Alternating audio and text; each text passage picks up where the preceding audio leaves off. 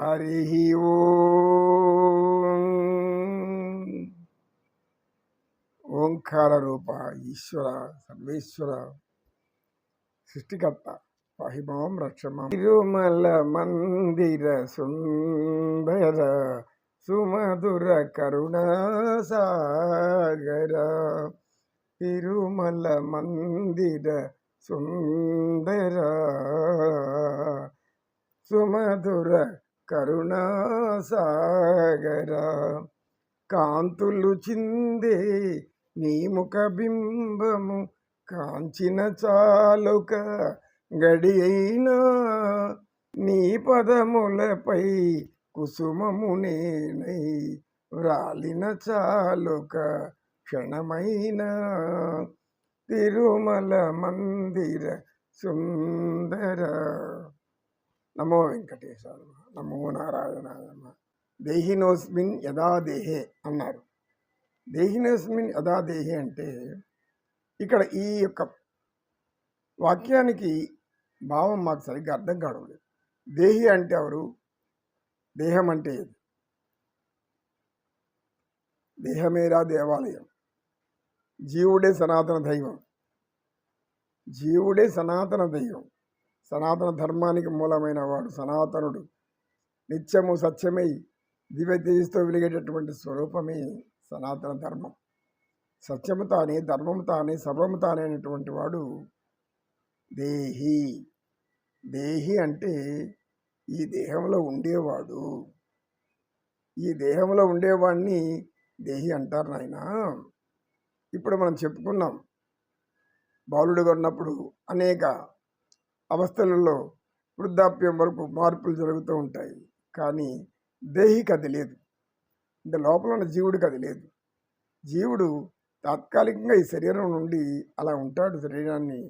శరీరంలో ఈ శరీరం ఎప్పుడైతే ఇక నాకొద్దు, ఇది వృద్ధాప్యం అయిపోయింది, ముసలిది అయిపోయింది, నడవలేకపోతుంది, దీనికి సంబంధం లేనటువంటి పనులన్నీ చేస్తుంది, కళ్ళు చూపు లేదు, చెవులు వినబట్టం లేదు, కనుక ఈ దేహం నాకు వద్దు అనేసి ఏం చేస్తుంది?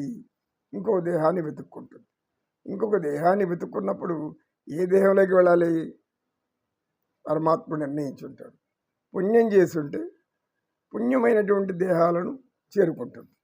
అందులో పుట్టి పెరుగుతుంది, మళ్ళీ జీవం పోసుకుంటుంది, అందులో తాను జీవిస్తుంది. దేహము వేరు, దేహి వేరు. అంటే దేహి అంటే ఇందులో ఉన్న ఆత్మ చైతన్య శక్తి. ఈ చైతన్య శక్తి దేహాన్ని వదిలిపెట్టి ఇంకొక దేహంలోకి వెళుతుంది అని చెప్పడం పరమాత్మ ఉద్దేశం. ఒక వృక్షం ఉంటుంది, మహావృక్షం. దాన్ని నరికేసండి. ఏం చేస్తుంది? పూర్తిగా నరికేస్తే మళ్ళీ చిగురుస్తుంది, మళ్ళీ కొత్త మొలకు వస్తుంది, మళ్ళీ కొత్త వెంటనే అన్నీ పచ్చగా చిగురిస్తూ ఉంటుంది. ఏముంది? ఎందుకు అక్కడ చిగురిస్తుంది? మళ్ళీ అది అక్కడే ఉంది, నాశనం చెందలేదని. వేరుతో కూడా లోడేస్తే, వేరుతో కూడా ఎప్పుడు లోడతారు? ఆ చెట్టు ఎండిపోయి కాయలు లేనప్పుడు, పండ్లు లేనప్పుడు ఏం చేస్తారు? ఆ యొక్క చెట్టుని తీసేసి మళ్ళీ ఏం చేస్తారు? దాని గింజల్ని అక్కడ పోస్తారు, మళ్ళీ అదే చెట్టే వస్తుంది. భూమి అనేది క్షేత్రము. క్షేత్రంలో పరిపాలించేవాడు, క్షేత్రాన్ని పరిపాలించేవాడు క్షేత్రజ్ఞుడు. కనుక ఈ భూమి అనే తల్లి, ఈ తల్లి ఒడిలో పురుషుడైన పరమాత్ముడు ఏ విత్తనం వేస్తాడో ఆ గింజే వస్తుంది. దానినే వారసత్వము అంటాము. తండ్రి బీజప్రదాత, తల్లి గర్భప్రదాత. గర్భాన్ని ఇస్తుంది ఆమె. తండ్రి వేసినటువంటి బీజాన్ని వృద్ధి చేస్తుంది. తర్వాత దాన్ని మరలా పిల్లలుగా పుడుతుంటారు. కనుక నాయన, ఇది మరణము లేనిది ఏది అంటే దేహికి మరణం లేదు. తదా దేహాంతర ప్రాప్తి. దేహాంతరాలు మారుతూ ఉంటుంది తప్పితే అది ఎటువంటి పరిస్థితుల్లో నాశనం చెందదు. దానికి బాల్యము, వృద్ధాప్యం అనేది లేదు. ఇంకా సందేహం నాయన అని అన్నాడు సత్యనిష్ఠుడు. గురువుగారు తర్వాత ఏం చెప్పారు పరమాత్మ వాళ్ళ భగవద్గీతలో? చందంతి శస్త్రాని నయనం దహతి పావకః నచైనం క్లేదయంత్యాపో న శోషయతి మారుతః నైనం చిందంతి శస్త్రాని నయనం దహతి పావకః నచైనం క్లేదయంత్యాపో న శోషయతి మారుతః అని చెప్పాడు పరమాత్మ. అంటే ఇందాక మనం దేహి అనుకున్నాం. దేహి అంటే ఏంది? ఆత్మ అని అర్థమైంది. జీవశక్తి అని అన్నాం, జీవుడు అన్నాం, సనాతనమైన వాడు అన్నాం, ప్రాణశక్తి అన్నాం. మరి దానికి నాశనం ఉందా అంటే ఏం చెప్తున్నాడు? నీకు ఇంకా అనుమానంగా అంటే వినండి రా నాయనా బాబు, బాగా విని జ్ఞానం పొందండి. ఒక గ్రామంలో ఒక 12 ఏళ్ళటువంటి కుమారుడు ఉన్నాడు ఒక యువకునికి.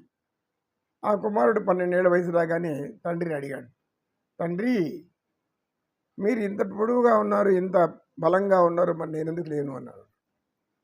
నాయనా నువ్వు చిన్నవాడు, ఇప్పుడు మళ్ళీ పెద్దవాడు అవుతావు, కనుక పెద్దవాడు అయినప్పుడు నాలాగా వస్తావులే అని అన్నాడు.